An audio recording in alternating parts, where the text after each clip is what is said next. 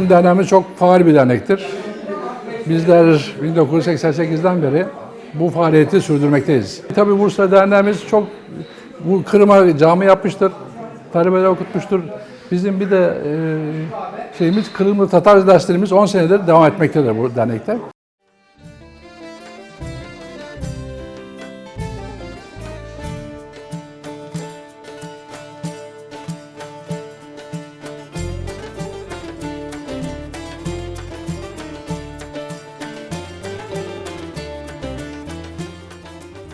Derneğimizde eski binamızda yüz yüze kurslara başladık. Onda işte 70'ten ziyade üyemizge Kırım Tatarca dersler verdik. Kırım Tatarca derslerinde edebi tarafına beraber şivede, çöl ağzındaki tilde onlar da öğretili.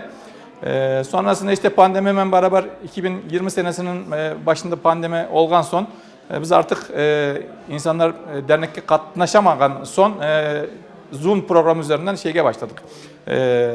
Kırım Tatarca işte çevrim içi kurslara başladık. Bunda da şu anda bu kurslara katlanan kişi sayısı bu sene başlayanlarla beraber 200'den ziyade kişi oldu.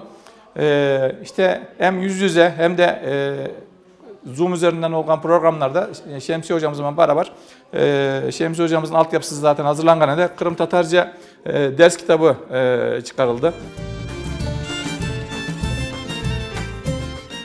Kadınlar olarak kültürümüzü, dilimizi, adetlerimizi, örf ve adetlerimizi yaşatmak isteğimiz.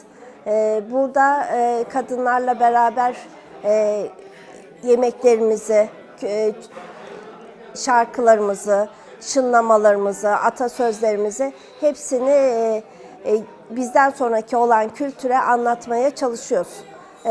Burada dernekte çocuklara halk oyunları öğretmeye çalışılıyor. Koromuz var. Koromuzda Tatar şarkılarını öğretmeye çalışıyoruz.